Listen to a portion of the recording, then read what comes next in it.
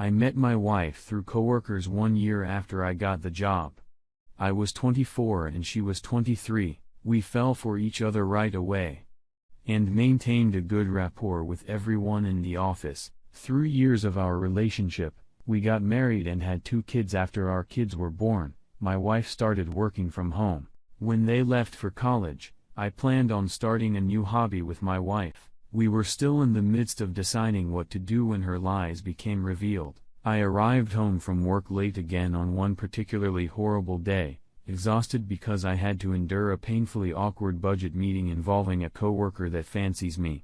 She asked me more questions than anyone else during the meeting, and the way she looked at me as she spoke made everyone else in the room wonder what her intentions were. However, I was a married man that loved his wife dearly and respected the laws of marriage, so even when this woman entered my office to properly ask me out on a day, I kindly declined and showed her my wedding ring. She was surprised and apologized, claiming that she didn't notice my ring before. She said she was going through a divorce herself with someone else in the office. She invited me to call her if I ever felt like getting out of the house for a few hours.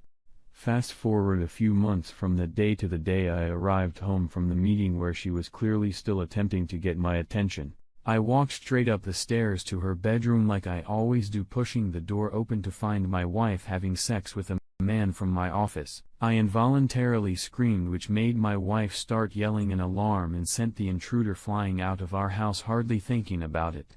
I heaved a briefcase at his head, hitting him repeatedly with it as he scrambled to get off my wife. When he managed to stand up, I dropped the briefcase to punch him in the face. My wife ran out of the room, and 2 seconds later went along her affair partner. He must have driven home with just his boxers on because his clothes were still on the floor. I sat on the floor in disbelief at what I had just seen. My wife came back into the room, just cried and apologized, unsure of what else to say. What could she say?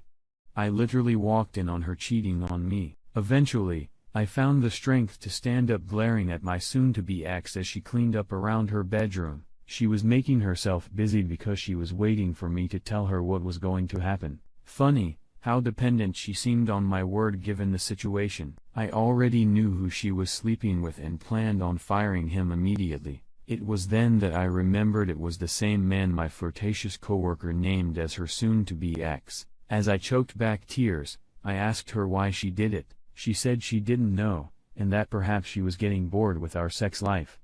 I told her that wasn't a good enough excuse and that she should have told me how she felt or suggested that we try something new. We could have overcome it if she gave us the chance. Well, just as I feared, it turned out this affair was going on for some time without my wife's knowledge. I told her parents what was going on. They wouldn't allow her to come live with them, so I decided to stay in my parents' guest house until I could prove her infidelity in court. I was worried about how I was going to prove it, but that's when my flirty coworker came to my rescue. After I told her I found her soon-to-be ex with my wife, she explained that she was divorcing him because of video and incriminating texts she found on his computer. They were all between him and a woman she didn't know, but now she knew it was my wife. She apologized that I was going through the same thing as her and that she couldn't have warned me sooner. She provided me with copies of the incriminating evidence to use in court against my wife. As my wife moved into the small and filthy apartment she could afford, her infidelity in her marriage was proven and the divorce was finalized. She expressed her constant emotional torment and desired to take back everything she had done. Our adult children and her parents haven't spoken to her or visited her. Thankfully, I'm still managing my department at work and quite well off. My children visit me often, and we've all managed to create a new life that doesn't involve my wife or the sorrow that she could have brought upon us. Hello, guys. This is the narrator. Bo P, I'm so sorry you went through this. It's so fortunate that things worked out the way they did. You're a wise man made wiser by having to endure this life challenge. She used the poor and selfish excuse of boredom to betray you and break her marital vows. She was well aware of what she was doing, and you most likely did the best thing you could have done by voicing her so you could move on with your life. Although your children were adults, it's apparent that what she did affected them as well. Thank goodness, you've all managed to create a new normal and live a happy life. I wish you all the best of luck and good fortune. Now for today's second story. My wife was 35 and I was 36 when she was informed of an upcoming high school reunion. We arranged for a babysitter for that night and immediately started looking forward to it. I wouldn't know anyone, but it was really exciting for me to get to meet her old friends. I met my wife one fateful night in a bar that was on the same street we worked on. She worked as a hairdresser and I worked in a print shop. The first thing I noticed was how beautiful her hair was. Then I saw her eye and I knew she was going to be a fascination of mine for an unimaginable length of time. The first thing she said to me was that I needed a haircut, but I'm getting off topic. We were married and welcomed 2 kids into the world. Our marriage wasn't perfect, and there were a few times we considered taking time apart. But as soon as it came time to pack a bag, neither of us could do it. There wasn't any infidelity at this point, so it felt like any disagreement or issue could be resolved and worked through. That's how marriage is supposed to work, isn't it? Our kids had a good childhood and never had to hear loud arguments. They were 13 and 16 when we started planning to attend her high school reunion. 2 weeks before the reunion, my wife added many high school friends to her Facebook.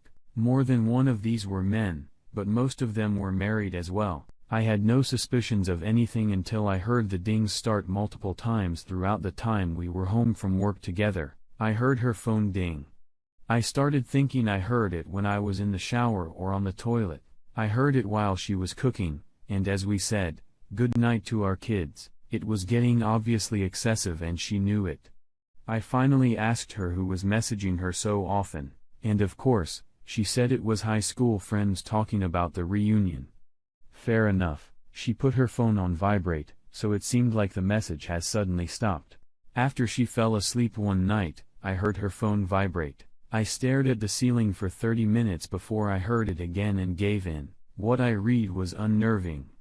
It was a string of messages between her and a man that would be at the high school reunion. In one of the messages, she mentioned how wonderful and exciting it would be to see him again. In another, she asked if any fun he'd had over the years compared to what they did when they were young. He replied that no, he was only able to have that level of fun with her.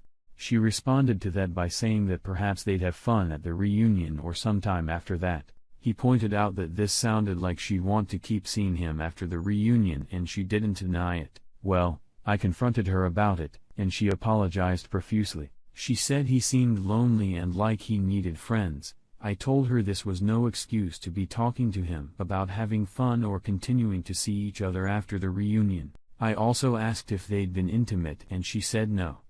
She didn't appear to be lying, but knowing what I know now, I'd say she most definitely was. She asked me if we could still go to the reunion and I said yes, figuring she hadn't really broken my trust at this point, and I'd be there to watch everything. Little did I know she continued talking to that man maybe even more than before. She had her hair and nails done before the night out. During the night, it took the man a few minutes to get up the nerve to reintroduce himself to my wife while I stood beside her. I hated the feeling he gave me. He could barely look at me and I could see how desperate he was to connect with my wife. She looked at him similarly, but with more care about me. She introduced me kindly, but that didn't faze this man. He sat close enough to maintain conversation with her and throughout the night everyone drank except me. My wife was visibly intoxicated by the time I had to go to the bathroom. I told her I'd be right back. When I came back out, she was gone and so was he. I looked around and asked one of the women from the reunion where they went. She said they stepped outside for a cigarette. My wife didn't smoke, but I thought maybe she just stepped outside to keep him company. When I went outside, I didn't see them anywhere. I checked the inside of all the cars in the parking lot. I tried calling her cell phone and she didn't answer. I was stumped and angry. I waited 45 minutes before finally getting a text from her. It read that she'd agreed to go with the man to the gas station down the road, but since they were close to her house, he was planning to drop her off there. I knew this was going to happen. I arrived home 10 minutes later to find that the babysitter had left and our kids were asleep. My wife was asleep on the couch wearing only her panties. I woke her up immediately and demanded an explanation. She was so out of it, but honestly a part of me believed she was faking it. In her incomprehensible way she tried to say that he gave her a ride home because he wanted to talk about stuff he was going through. Trying to get more out of her while she was like this was impossible, so I waited until the morning before she woke up. Our teenagers told me about the night they had with the babysitter. I could hardly pay attention, but it was good to know they were asleep when she arrived home and didn't see anything odd. As soon as my wife got up, I asked her about what happened. She complained that her memory was shot and said she felt really bad for leaving me there and really bad for getting so drunk. Well, a few hours later, she broke down and told me she just remembered what really happened. I think she just knew I was going to find out somehow. She told me he asked her to come outside with him and talk and she agreed. He invited her into his car because it was cold and she didn't see the harm in that. Then she said he forced her to kiss and have sex with him. She was crying, but I swore it was because she was caught. I told her to let me check her phone and she tried to refuse and make excuses. I grabbed it from her and locked myself in the bathroom. Lo and behold, she had time to text the man and say what they did was a mistake. But before that, days before the reunion, messages proved a plan to sneak away at some point, have sex, and even considered the possibility of her spending the night at his house. This was it. Our marriage was over. When I opened the bathroom door, she was ghostly white and staring at me as if her life depended on it. I told her we were done, that I wouldn't be able to be with her again, knowing she planned and went through with cheating on me. She sobbed and almost and notably pleaded for my forgiveness. I told her that although she was drunk when it happened, she planned this out beforehand. She decided to give herself away even though she was faithfully mine for all these years. I lost all motivation to protect her as my wife because she chose to invite another man in. I didn't think she could feel any worse, but she did. After I said that, she curled up in a ball, crying her heart out while I did her a few favors. I arranged for the kids to have a sleepover at their friend's house so that they may not be as traumatized later in life. I packed as much of my wife's clothes and belongings as possible. I called her parents and informed them of what was happening, suggesting they come pick up their daughter. They did. Since she refused or was unable to get in their car, I put her in followed by her stuff. Her parents tried to apologize to me and talk about it, but I didn't acknowledge them beyond hello and goodbye. My wife tried more than once to get out of the car, but they warned her that if she didn't come with him now, they wouldn't allow her to stay with him until she found somewhere else to go. Hearing that sent her into a trance. She knew her life as she knew it was over. She sat still like a statue as they drove her away. Through the divorce and custody hearings, she was crying as silently as possible. Our teens chose to live with me, continuing to live in the same house and attend the same school. Their mom had the decency to admit her wrongdoing and go with me to the best of her ability. Since years have passed, I'm able to basically be friends with her. I'm thankful to myself every day that I didn't stay with her and try to work it out. It would have been so much worse for me, better for her. She chose this path, and I went willingly. She hated it at every step of the way, but maybe she deserved that. She's still living with her parents, even though she's moved out more than once since all this happened. I guess she's had trouble finding happiness after her family life ended. I remarried 1 year ago, and she's a wonderful and faithful woman. So far I wanted to share my story so that others going through some horrible life-altering reality will maintain hope. Sharing your story will certainly spread hope that anyone can find a future for themselves beyond what they've known. Unfamiliar doesn't have to be intimidating.